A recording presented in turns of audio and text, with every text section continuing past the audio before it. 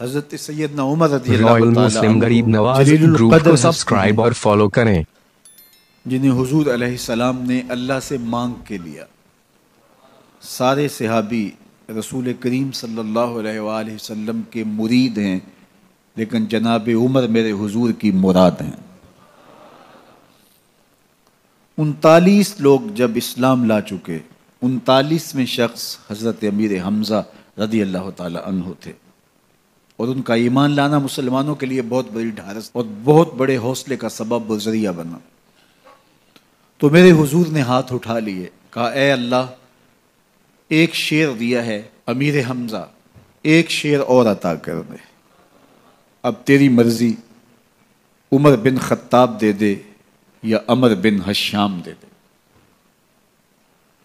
حضور دعائیں مانگ رہے ہیں، اور یہ ہاتھ میں تلوار لیے غیظ و غضب سے بھرے ہوئے گھر سے نکلتے ہیں کہ بانی اسلام کا چراغ ہی بجھا دینا ہے۔ راستے میں ایک صاحب ملے اور کہا کہ عمر، تیور کوئی اچھے نہیں لگتے، خیر تو ہے، کدھر جا رہے ہو؟ کہا چراغ اسلام بجھانے جا رہا ہوں، یہ روز کا مسئلہ ختم ہونے لگا ہے میرے ہاتھوں۔ مسکرا کے بولے گھر کی خبر تو لو۔ کہا میرے گھر کو کیا ہوا؟ کہا تمہاری بہن فاطمہ بھی نوکر بن گئی ہے رسول اللہ صلی اللہ علیہ وسلم کی۔ غصے سے بھرے ہوئے اپنی بہن کے گھر کا رخ کرتے ہیں، اندر سے قرآن پڑھنے کی آواز آ رہی ہے، غصہ اور بڑھ جاتا ہے، دروازے کو زور زور سے کھٹکھٹاتے ہیں۔ اہل خانہ سمجھ گئے ماجرا کیا ہے، گرجدار آواز ہے جناب عمر کی، دروازہ کھولو۔ جلدی سے معلم کو چھپا دیا اور بہن آگے بڑھ کے دروازہ کھولا۔ کہا تم سابی ہو گئے ہو، دین چھوڑ دیا تم نے، بتوں کی وفا ترک کر دی اور بے تحاشا مارنا شروع کیا۔ بہن کا سر پھٹ جاتا ہے، خون بہنے لگتا ہے، اور یہ مارتے چلے جاتے ہیں۔ فاطمہ بنت خطاب بولی عمر، تم خطاب کے بیٹے ہو، سنو میں بھی خطاب کی بیٹی ہوں، جو ظلم جو جبر کرنا ہے کرو، میں محمد عربی کا دامن نہیں چھوڑوں گی۔ سوچنے پہ مجبور ہو جاتے ہیں وہ کون سی طاقت ہے جس نے بجلیاں بھر دی اس کے اندر۔ کہا جو تم پڑھ رہے تھے مجھے بھی سنا سکتے ہو؟ کہا تمہیں غسل کرنا ہوگا۔ عمر اپنے بدن کو دھو رہے ہیں، میرا رب دل دھو رہا ہے۔ اتنے میں معلم بھی قرآن لے کر آ جاتے ہیں اور قرآن کی تلاوت ہونے لگتی ہے۔ طٰہٰ ما انزلنا علیک القرآن لتشقیٰ، 14ویں رات کے محبوب چاند، ہم نے قرآن اس لیے نازل تو نہیں کیا تھا کہ تم مشقت میں پڑ جاؤ۔ بے تاب ہو گئے، کہا عمر کی عمر برباد ہو گئی، مجھے لے چلو حضور کی چوکھٹ پہ۔ تلوار حمائل کی ہے، بہنوئی ساتھ ہیں، اور حضور کی بارگاہ میں حاضر ہو رہے ہیں۔ دروازے کے سوراخوں سے دیکھا تو صحابہ تشویش کا اظہار کرنے لگے کہ عمر آ رہا ہے، تلوار حمائل کی ہے، ارادے اچھے نہیں لگتے۔ جناب امیر حمزہ نے کہا دروازہ کھول دو، اچھی نیت سے آیا تو استقبال کریں گے، نیت اچھی نہیں ہے تو اس کی تلوار سے اس کی گردن کاٹ دیں گے۔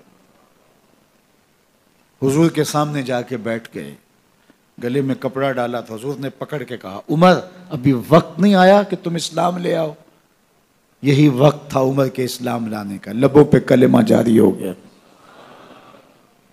اللہ اکبر کی صدا اس زور سے گونجی کہ مکے کی گلیاں گونجنے لگیں۔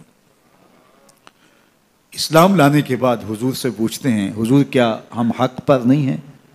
فرمایا ہم حق پر ہیں۔ اللہ کا دین سچا نہیں ہے؟ کہا اللہ کا دین سچا ہے۔ آپ اللہ کے سچے نبی نہیں ہیں؟ فرمایا میں اللہ کا سچا نبی ہوں۔ تو کہا پھر ہم چھپ کے عبادت کیوں کریں؟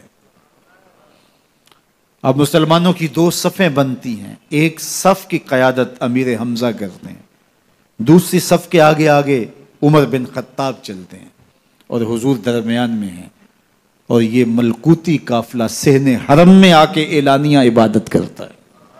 حضرت عبداللہ ابن مسعود رضی اللہ تعالیٰ عنہ فرماتے ہیں عمر کا اسلام لانا اسلام کے لیے عزت کا سبب بنا، اسلام کے وقار کی علامت بن گیا۔ ایک ایک کے دروازے پہ جا کے دروازہ کھٹکھٹا کے کہتے ہیں، وہ تو اور خبر سننے کے لیے بے چین تھے کہ یہ بانی اسلام کی زندگی کا چراغ بجھانے گیا تھا، کوئی خبر لایا ہوگا۔ وہ کہتے ہیں آؤ عمر کدھر آئے ہو؟ کہا تمہیں بتانے آیا ہوں، کمزوروں سے پنجہ آزمائی کرتے رہے ہو، آؤ میرے سے بات کرو، میں محمد عربی کا نوکر بن گیا ہوں۔ اللہ اکبر۔ میرے حضور نے فرمایا جب اچھے لوگوں کا ذکر کرو تو میرے عمر کا ذکر بھی کیا کرو۔ میرے عمر کی زبان پر حق بولتا ہے، سچ بولتا ہے۔ ان الشیطان یفر من ظل عمر، عمر کے سائے کو دیکھ کے شیطان بھاگتا ہے۔ اللہ اکبر۔ اسلام لائے تو زندگی کی ایک ایک سانس اسلام کے لیے وقف کر دی، حضور کا پہرا دیا، حضور کی ناموس کا پہرا دیا، حضور کی شریعت کا پہرا دیا۔ اسلامی فتوحات پھیلیں تو پھیلتی ہی چلی گئیں، کبھی مصر فتح ہو رہا ہے، کبھی ایران فتح ہو رہا ہے، آرمینیا تک مسلمانوں کی افواج پہنچتی ہیں۔